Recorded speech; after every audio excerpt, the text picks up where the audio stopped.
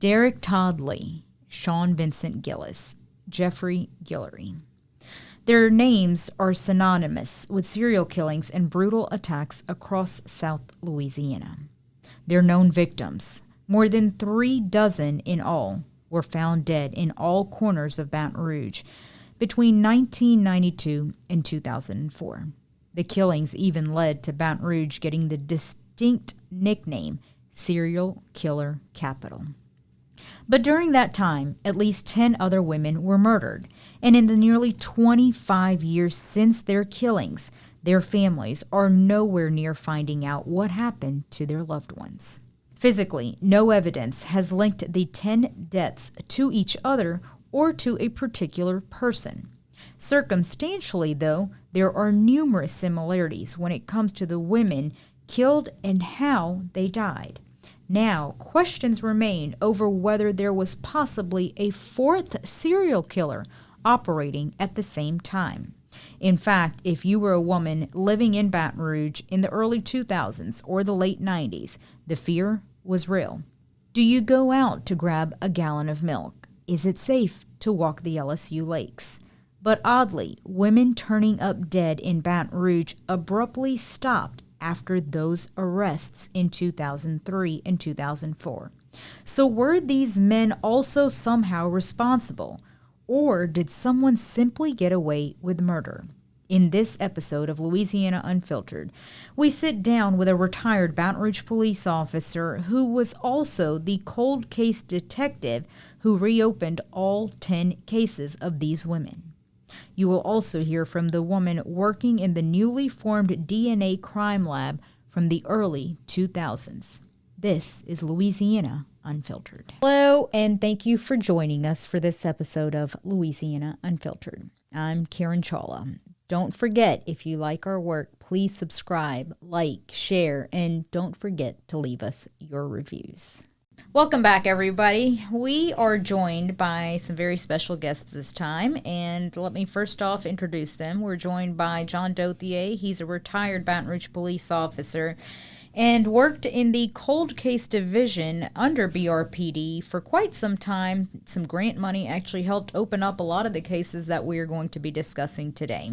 Up next, we're joined by Dr. Joni Bricotta. She is now the department head at LSU at the Health Science Center in the Medical Laboratory Science Department, but 5 years ago, she was actually over the State Police DNA Crime Lab, and she actually did a lot of the DNA testing in these cases.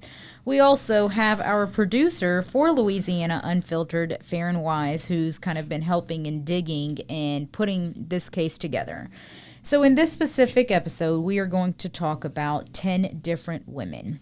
They're all cases that have been unsolved, unfortunately, and it's been 20 plus years. Loved ones and families of these 10 women have no closure. And this goes back to between 1996 and 2002. So almost a, 6-year time period when, and these are 10 women whose bodies were actually found. I hate to even imagine how many other people were out there whose bodies were never located, but it is very important to say that this is the same time frame we had 3 known serial killers operating in Baton Rouge. So let's just go ahead and get started. John, let's start with you. Walk us through, first off, how long were you with Baton Rouge Police? 21 years when I retired. When did you start? 2001. So you kind of were coming in on the tail end of when all of this was happening in real time. When the murders were occurring, that's right. What was it like in Baton Rouge at that time? There was a lot of fear. You had, unfortunately, we knew that we had at least a single serial killer operating in the area. We had some very high-profile victims. Not all of them were leading high-risk lifestyles. Some people were, gainfully employed and working amongst us, and they ended up victims. And so there was a lot of fear, especially in the female community, because they were the ones being targeted. So it was a very scary time in Baton Rouge. And you're a father, you're a husband. Talk to me about the pressure you felt as a police officer at that time? Well, you take the job, to coin a phrase, to serve and protect. And, hopefully that's what you want to do. And everyone that I worked with did. And so, there is a pressure because ever so often another victim is popping up. And there's a sense of guilt that you can have as a police officer. We didn't protect this person, and what are we doing to protect the next person? So it's a real thing that can bother you as a police officer, and as a father and brothers, and you want to protect your loved ones, especially the female loved ones in your life. So it's a real thing. It's a real sense of guilt that can develop. Joni, I guess the same question. It's not so much so guilt, I guess, on your part, but you were providing a very new service of DNA. Yes. I mean, when you look at, the DNA services, right, to law enforcement in this area, really that unit didn't become a unit until 2000, right? So we're talking about 2002. It was a brand new, unit of the crime lab, and it's very much infancy. That is very different than what you're dealing with now, right? We didn't have the CODIS database. When we were working all of these cases and developing DNA profiles, right, the scientists were literally sitting at desks manually comparing DNA profiles. There was no CODIS database to just put that in and search. So it was a very different times. I was new to the crime lab in 2002, right? I felt that fear, right? I knew what all we were seeing. I could see we were involved in those cases, and it was scary times, right? I had young children. I was going in and out of a house myself, right? And I was aware of details, right? I can remember thinking, getting out of my car with two kids, thinking, okay, I'm going to take one, lock the door, bring them inside, come back to the car, right? Get the second child and get inside. Like, do you have a plan in place that if you become a victim, and I mean, I guess, and I can say this as well as a reporter, having done this so long, you have a certain responsibility of, you may know every tidbit of what's happening, but you cannot report it because it either risks the investigation, or maybe the suspect, if he's listening, he's going to now change his story when he or she is arrested.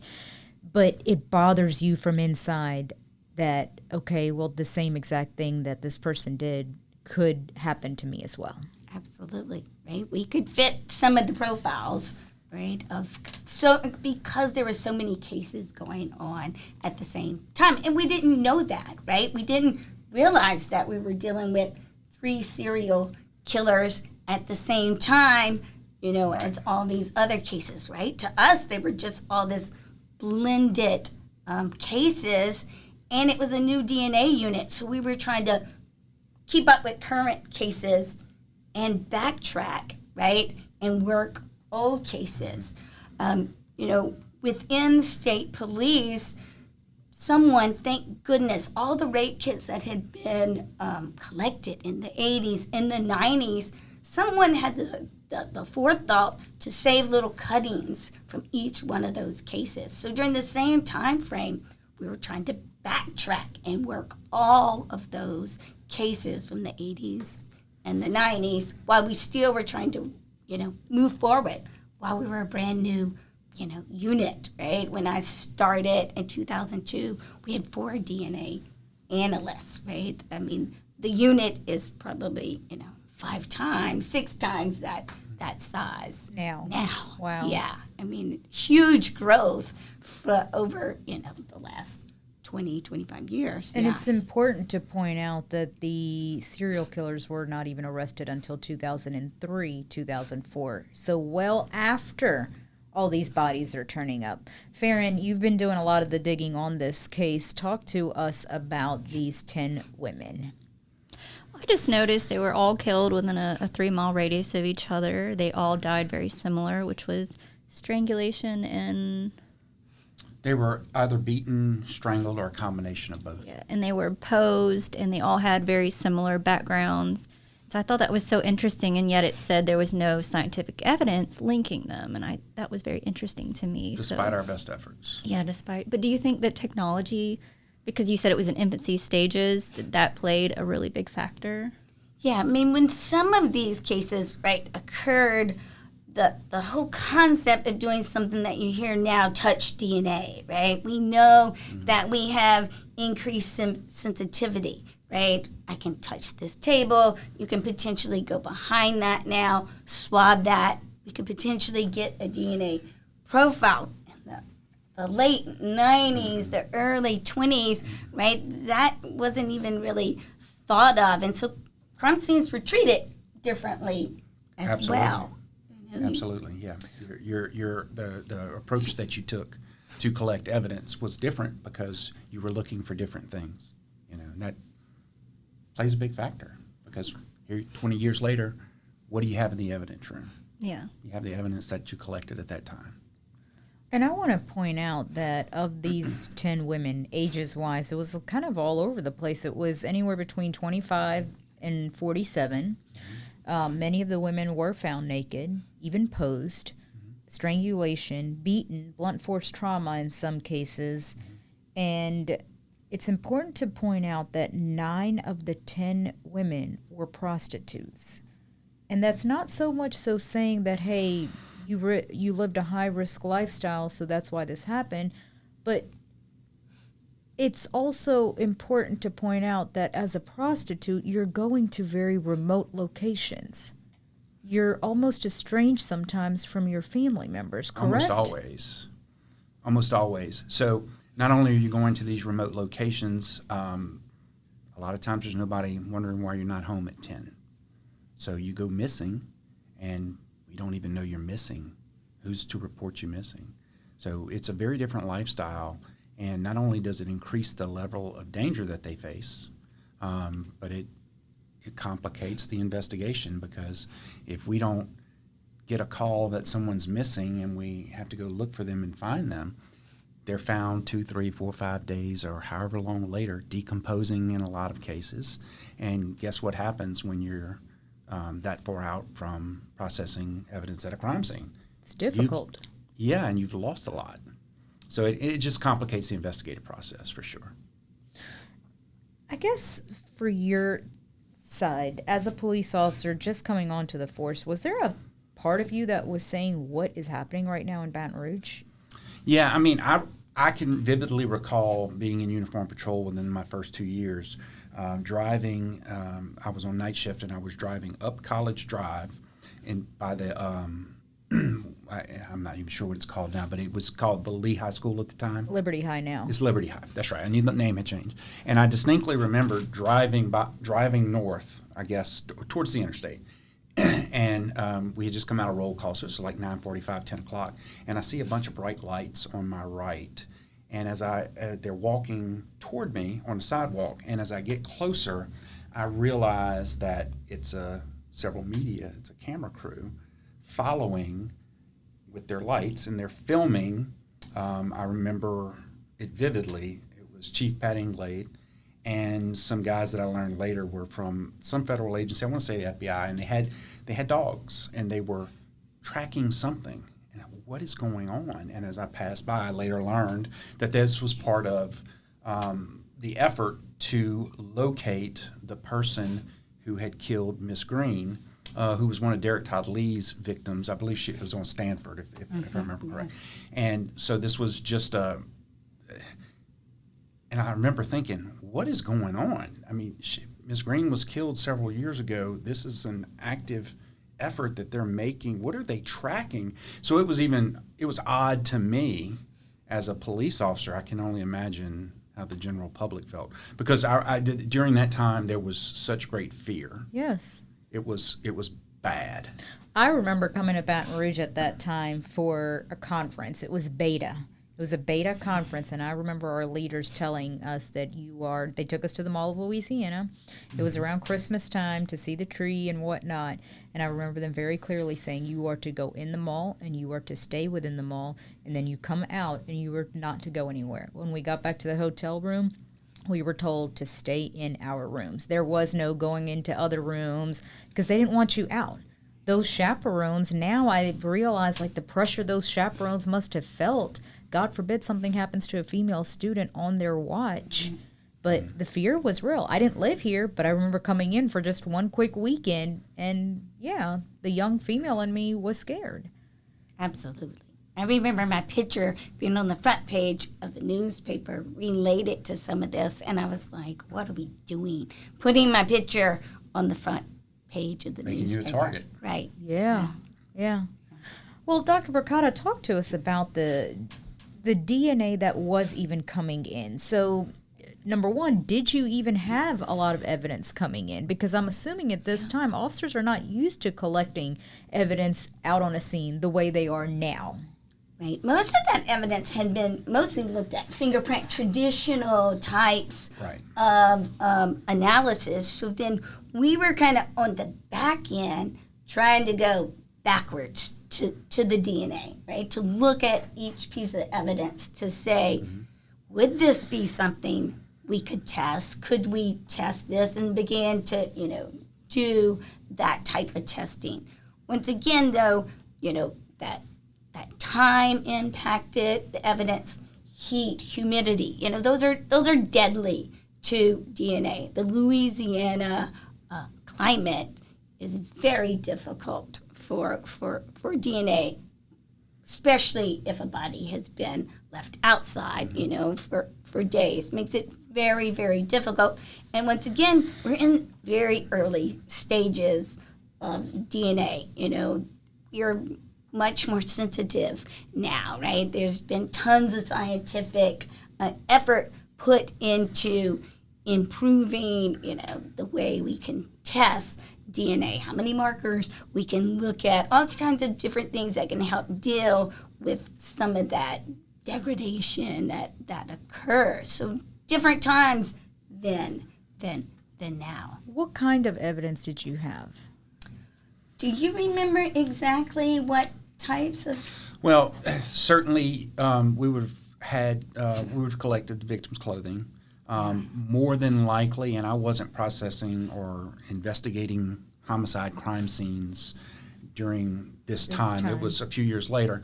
But I would imagine they were probably taking samples of blood, looking for evidence, and they might have done this more at the autopsy, evidence of semen. The more obvious things that, fingerprints, clothing, blood, and semen.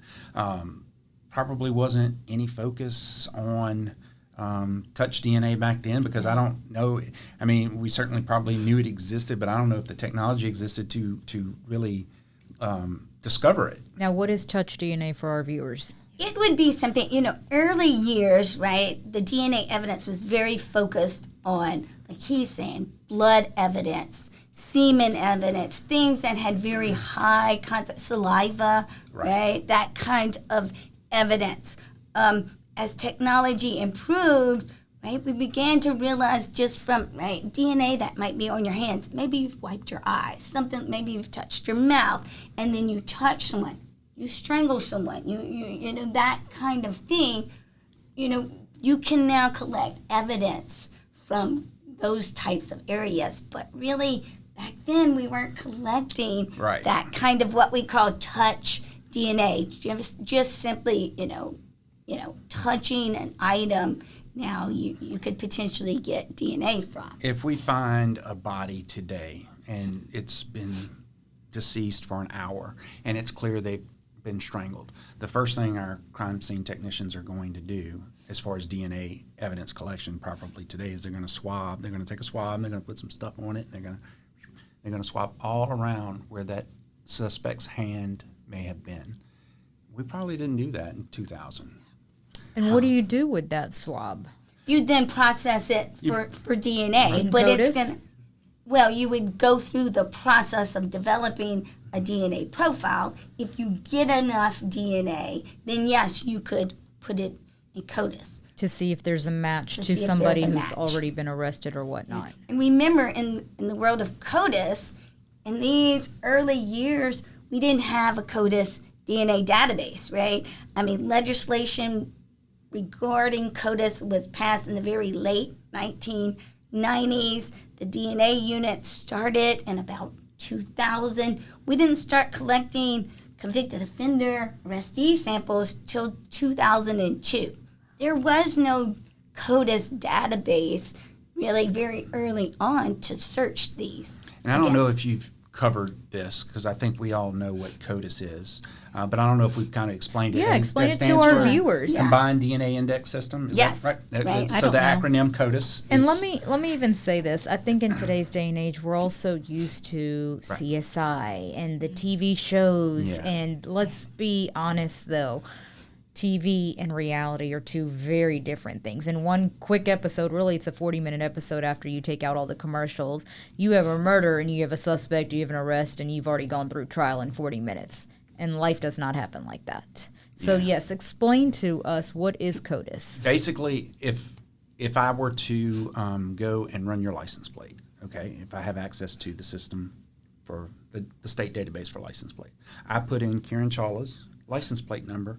That database is going to send back to me, hey, this vehicle is registered to Kiran Chawla. It's the exact same thing for DNA in its simplest form. Once she develops a DNA profile, she puts it into that system, and it goes and it looks for that profile. And if it finds that profile, it sends back to her, hey, we have a possible match here. Okay? And so it's just basically a database that holds certain people's profiles for Is this matching. National? Worldwide? It is a national, CODIS is a national Right. database. There are DNA databases internationally. Louisiana today is very lucky that we have very strong what's called arrestee legislation. We were, in fact, the first state in the nation to pass arrestee legislation, whereby not upon conviction, which we know happens years down the road. Lots of states had convicted offender DNA legislation, but to collect it upon arrest, right, very early on in the process. Louisiana was the first state in the nation to adopt that and begin to collect those samples in about 2003, 2004. Because of that, we have an extremely powerful DNA database now that is populated with all felons and certain misdemeanors. Upon arrest, they must give their DNA to that database that then sits. It's a computer system that houses just these profiles. And when we run the evidence and develop an unknown profile, we then can compare that to this very powerful database. But Basically only looking if for you're who is in reg- there. That's correct. Correct. Not everybody's in there. So what puts you in there? Arrests. Right. Um, All felons, certain misdemeanors. right. So it's not like once she gets a profile, she's going to go and find who that The profile is exact registered person. to for put it in layman's terms. Are they in there? Exactly. They may not be in there. Well, and that And brings... in here, right, in these early years, the database wasn't, it didn't exist. There was no- yeah. We didn't start collecting convicted offender samples until 2002, and it was about 2003, 2004 when we began to collect arrestees, and it took years to build. Well, and one of the most important things in these cases is, if I understand correctly, you were not able to connect the dots on any of these 10 to each other. That's correct. That's right. Talk to us about that. Right? So we knew in, right, Derek Todd Lee, Sean Vincent Gillis, even Jeffrey Guillory, those were serial killers that were during that same time frame, right? When we worked those cases, right, we were able to link them through DNA. 1, 2, 3, 4, 6, 7, 8 cases, right? We were obtaining the same DNA profile, and we can see that. Remember, Back then, that was all being done manually, right? There wasn't a CODIS database. It was literally scientists sitting around at a table at the crime lab, right? Comparing this to this. Comparing And the let data. me back up.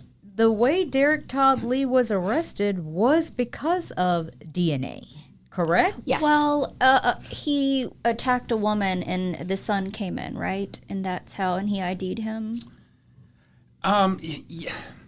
Because she survived. So I don't have all of it Right. up here, but what I can tell you, and I think to answer her question, the homicide cases against Derek Todd Lee were confirmed because of DNA. Right. He was collected on a Zachary case. Derek Todd That's right. Lee's DNA was collected, I believe, Yes. on a Zachary case, right? And when we ran that Particular one. right, he was submitted as a suspect, right, in those cases, and then we did a manual comparison and made the match directly to Derek Todd Lee. And he was linked to 8 different women. Derek Todd Lee, as far as I know, was 7. 7. Then it was Gillis who Gillis was had 8. 8. Okay. Right. Gillis, and mind you, Baton Rouge had, for some reason, 3 different serial killers operating at the same time. Sadly, Baton Rouge, it's like there are serial killers that come out of Baton Rouge. I'm not quite sure why. And the question is, was there a 4th? Right. Or even more. Because there's nothing linking any of these 10 together. Now, one thing, I know we're not going to be able to get into the details of There's it, no but physical evidence linking them together. no Okay. physical. No physical evidence that links them together.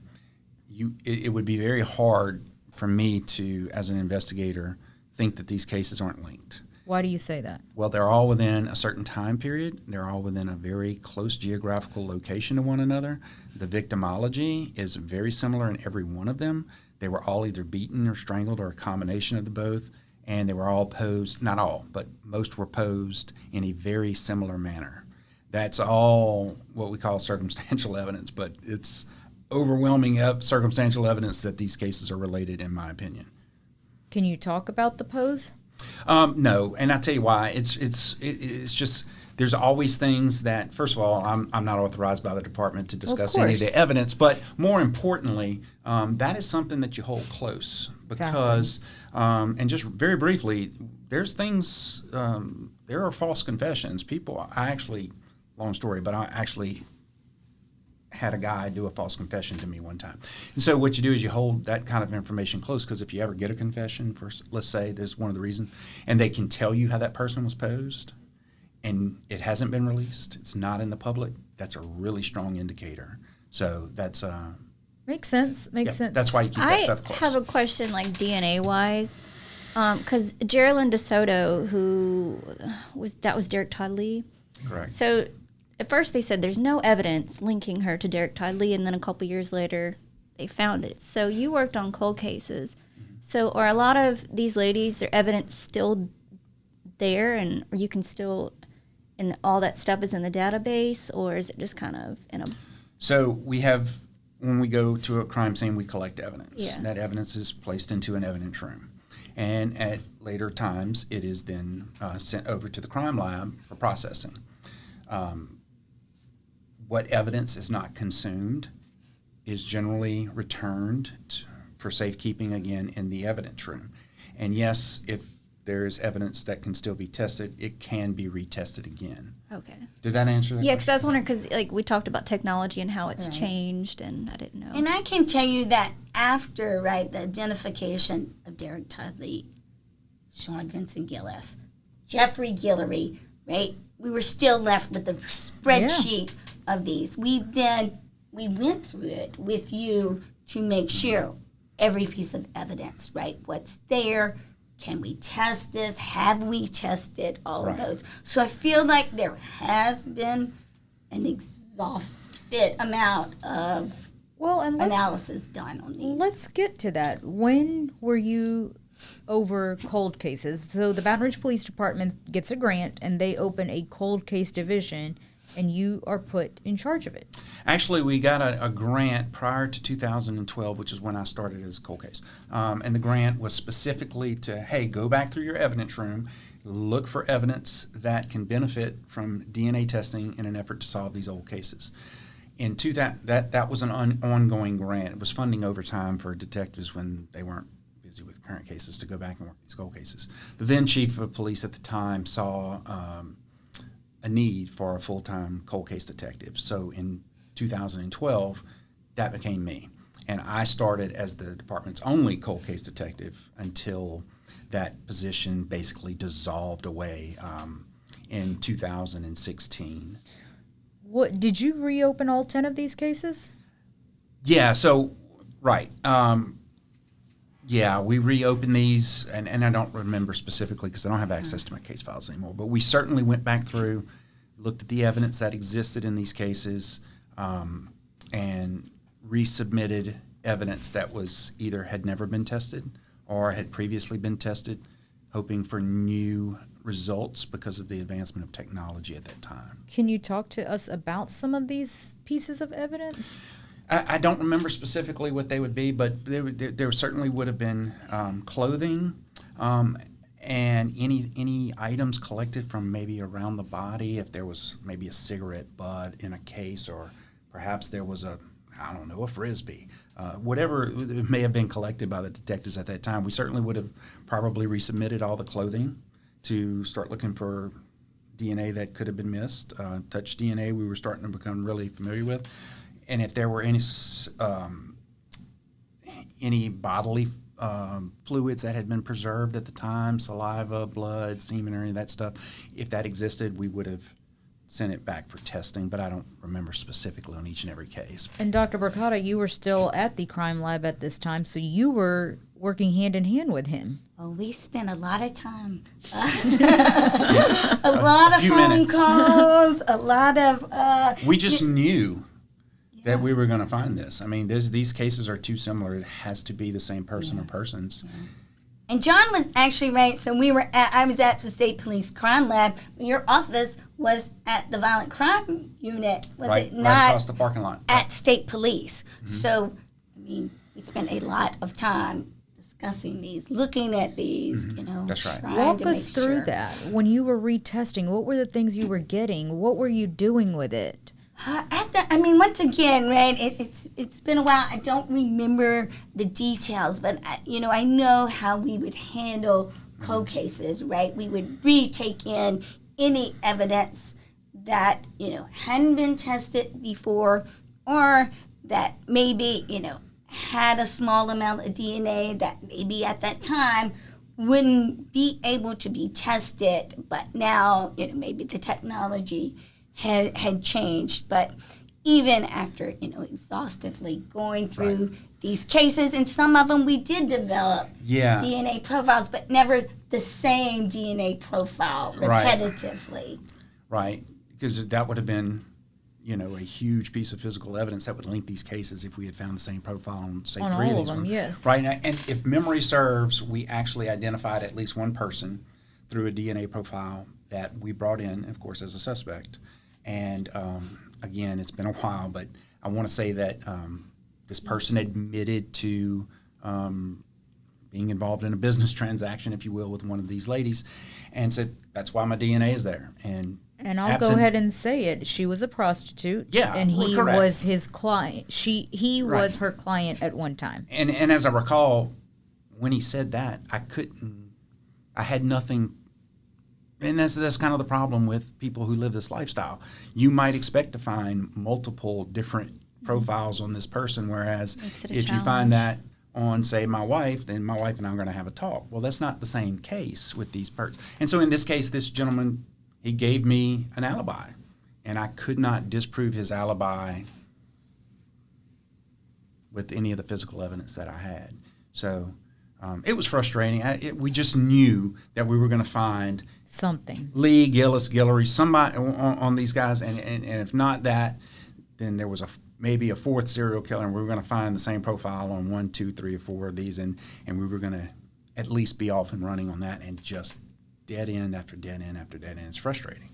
Dr. Bricotta, was there, because there were so many serial killers at one time, and these are all spread out, but some of them are very close, but did you feel that pressure of, oh gosh, none Oh, of these as are a linking. DNA unit, we definitely, felt the pressure because especially those early years, the 2002, that beginning stuff, because that's when, right, we were at peak Derek Todd Lee, Sean Vincent Gillis, right, all of that was in the news, right, and so it was also intermingled, and once again, right, we were a brand new DNA unit, right? Just learning how to crawl, and we really needed to be sprinting, right? And so, how do we do all of this? And all what at else one was time? at its peak at that time? CSI, the show. Yeah. And let me tell you, that caused us so much headache, and even to this day, it complicates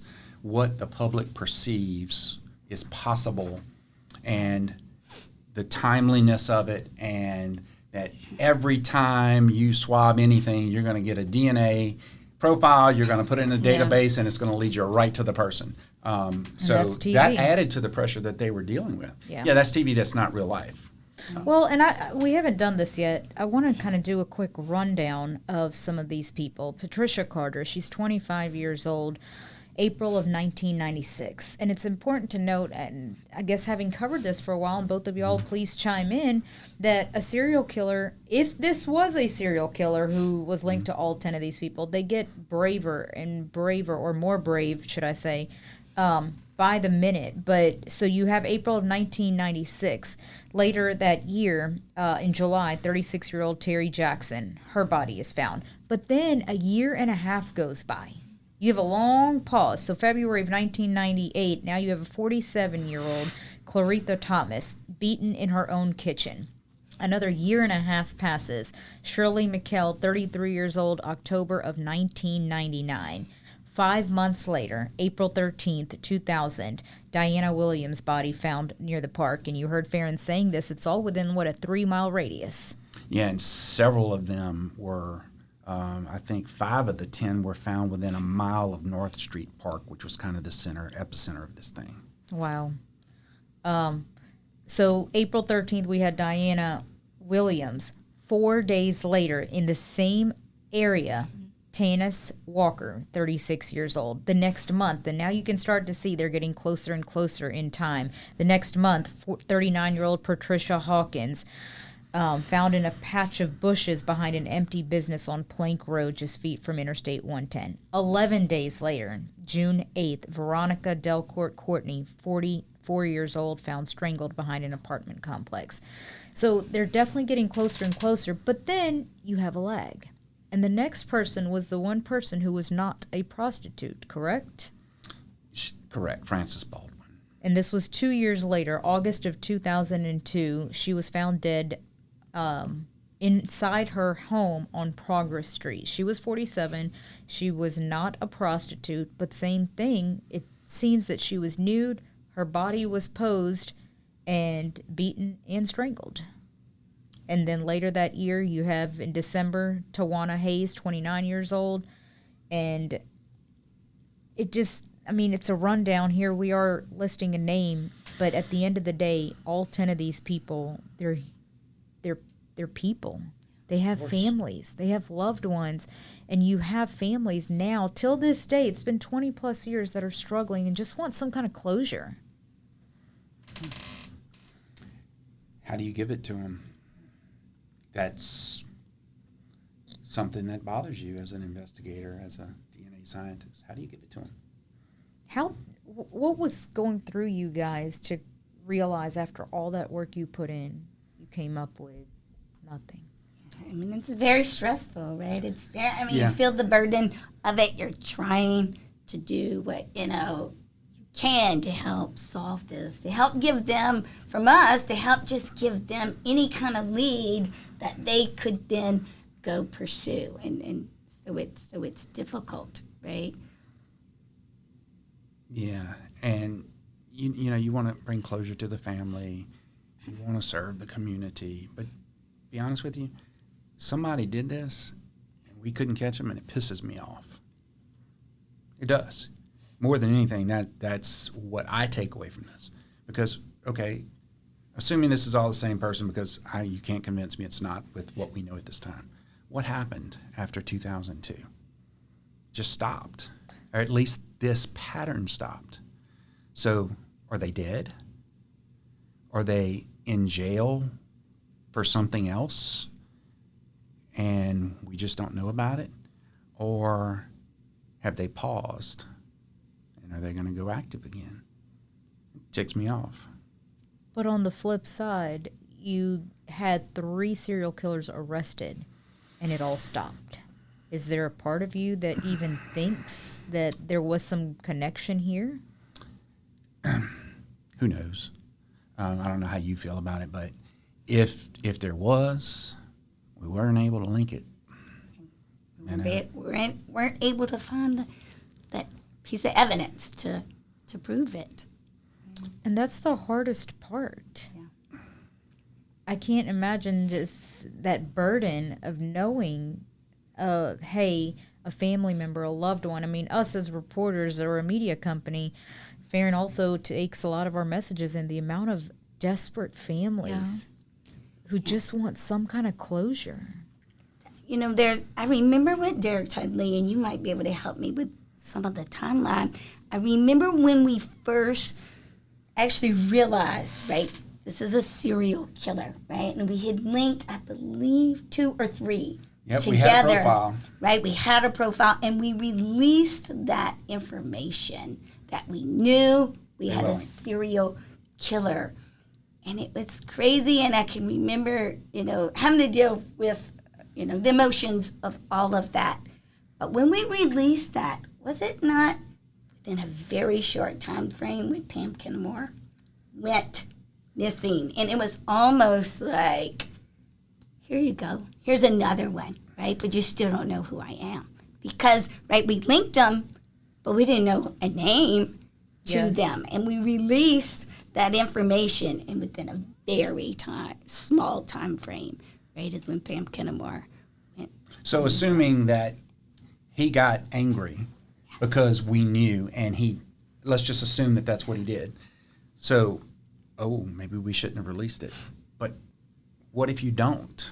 Then you're not instilling the sense of urgency in your citizenry that you need to, so that they understand how important it is to be hypervigilant. And I feel like that's their right to know. Exactly. So, it's like, was it a mistake to say that or not? You never know.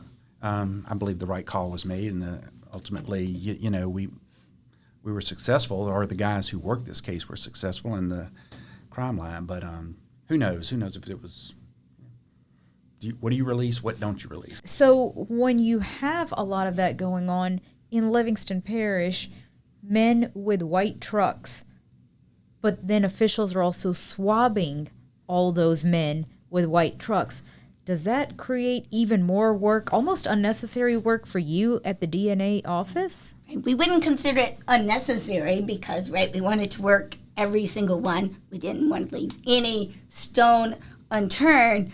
But yes, it was hundreds and hundreds. I don't know if you remember how many suspect references came in that we were running. We were running large batches of these samples every single day. And remember, CODIS, right? We're doing a lot of manual comparison, looking for those DNA profiles to match. It was a huge stress, a huge amount of work on the lab during that time. And I guess when I say unnecessary, I meant after the fact you learned, wait, we were way off. But it's not so much you guys were way off. That's what... The city was in a panic. Yeah. And wanted to catch this guy. And I as I recall stories being told to me, because it was right before I went into homicide, there were even some folks who owned white trucks who would volunteer. Clear me. Yes. Yes, definitely. Because the white truck myth or the white truck story was as prevalent in Baton Rouge as OJ's Bronco. I mean, people, it was a big deal, and everybody with a white truck was scared to death. And they were being looked at. Every time you saw a white truck, you turned and looked, no matter who you were. It was a weird time. Dr. Bricotta, let me ask you this. With the advancement now of DNA, do you feel if this was now, you would have a suspect? I think that, as we talked about before, right, evidence is collected differently. Crime scenes are protected differently. You know, law enforcement knows not to talk over evidence, right? We totally, right, treat a crime scene totally different, right? So there's the whole evidence, right? The evidence that we work is only as good as the evidence that we receive. If we receive, you know, junk, contaminated evidence, right, we're not going to be able to get good DNA profiles. So I do think we live in a very different world on how evidence is collected, how evidence is treated. On top of that, right, DNA technology has come a long way. It's a lot more sensitive. It's a lot faster. I think when we talk about some of the things that are emerging now, these arrestee samples in our own East Baton Rouge Parish Jail, they now do what's a technology called rapid DNA. Mm-hmm. Upon arrest, right, instead of collecting those samples, they collect the samples, they send some to the State Police Crime Lab, but they have a rapid DNA instrument that they can take that swab, put it in a cartridge, place it into the rapid DNA instrument, and in 90 minutes, a DNA profile gets developed from that arrestee and searched against the whole DNA database while that individual, right, is still in custody. Game changer for law enforcement when you don't have to then put people at risk, yes. right? Go find them. We know exactly where he is or she is, right? Because they're right there in that jail. There are studies now that are going on looking at the data of beginning to use this rapid DNA instrumentation has been modified, sensitivity increased as to where we're beginning to look at it on crime scene evidence, not just on an arrestee sample. Louisiana State Police Crime Lab, along with East Baton Rouge Parish Sheriff's Office, is in the process of validating some of this new technology to be able to use this 90-minute technology on crime scene evidence. I think we will see a day, not too terribly far from now, that these instruments are in a mobile crime scene unit, right? And now you're bringing that, you're driving potentially. I mean, I think we got a little ways to go on that, but, you know, I think the first steps will be that evidence very quickly will be able to be collected and then run, right, by non-scientists, right? Part of the samples will be saved for the scientists to do the mixed samples, the really, you know, difficult things to be able to testify in court. But we are very close. It is being used now in certain cities across the country, and Baton Rouge is you know, very close to working, you know, on a process where they're going to be able to do this. And I think long term, you'll see these instruments going out in a crime scene, going to the crime scene, right? Being able to swab that right there and process that. You know, that's good to identify suspects, but it's also just as good to eliminate someone, right? How many people, stories that you hear that somebody's identified, right? And it takes time to process that and eliminate that person as a suspect. Imagine if you could very quickly eliminate some of these people, right? It helps the crime labs as well.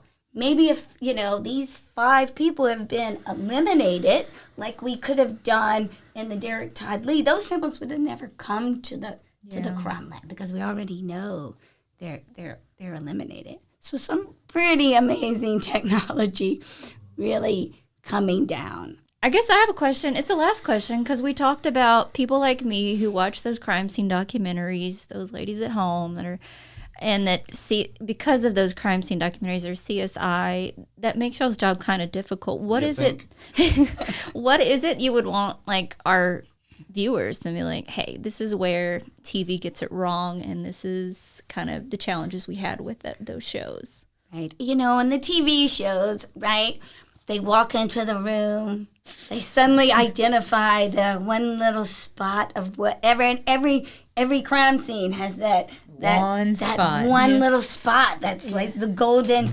ticket, right? I mean, that just doesn't exist in every case. Does right? the blue light exist? It does exist. Okay. It does, right? There's It that. probably doesn't work the way that Hollywood has it work, but it does have its uses, yeah. Well, but to Faren's point, explain the difference back in the early 2000s as far as even return time, or how long it took you to be able to say, hey, this person, we've identified their profile, maybe days, weeks, months, and compare that to now. Are we talking minutes when you put it in and it's a computer-aided system now? Yeah. So, I mean, if we stopped everything we did, right, we could work a case potentially through the night, you know, get something back, 24 hours, but you couldn't work every single case like that, right? On top of that, right, remember, we had all these cases that had been saved from the 80s, the 90s, right? And so we're trying to process all of that along with all of these, right? There were initially only 4 DNA analysts for the whole